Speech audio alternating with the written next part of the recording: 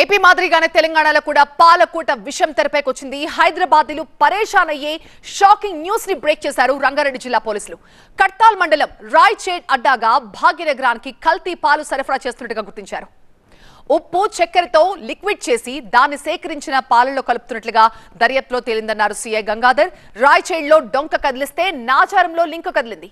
నిందితుడు శ్రీశైలంని అదుపులోకి తీసుకోవడంతో సహా కల్తీ సరంజామాన్ని కూడా స్వాధీనం చేసుకున్నారు. ఇదంతా ఎన్నాళ్ళుగా జరుగుతుందనేది ఆరా తీస్తున్నారు అధికారులు. మనగోని శ్రీశైలం అనే ఒక వ్యక్తి అక్కడ పాల కేంద్రం నడుపుతా ఉన్నాడు. ఈ నియర్ బై ఏరియాస్ నుంచి వచ్చే ఎవరైతే ఫార్మర్స్ వాళ్ళు తీసుకొచ్చిన మిల్క్ ఏదైతే ఉంటాయో దానితో పాటు ఇతను ఏం చేస్తున్నాడంటే మిగిలిన కొంచెం మిల్క్ వాటర్ అండ్ తర్వాత ఈ క్రీమ్ డెడ్ కాఫీ క్రీమర్ అనే ఒక క్రీమర్ ఉంటుంది, మిల్క్ క్రీమరు. అది తర్వాత సాల్ట్ షుగరు వీటిని మిక్స్ చేసేసి ఒక పాల లాంటి ఒక లిక్విడ్ని తయారు చేస్తూ ఉన్నాడు. అక్కడ ఈయన ఏం చేస్తున్నాడంటే ఎవ్రీడే ఇక్కడ ఫార్మర్స్ తీసుకొచ్చినటువంటి మిల్క్తో పాటు ఇట్లా తయారు చేసేటువంటి అడల్టరేటెడ్ మిల్క్ని దాంట్లో మిక్స్ చేసి ఈ మిల్క్ని నాచారంలోని ఒక పాల కేంద్రాన్ని తరలిస్తున్నట్టు ఒప్పుకున్నాడు.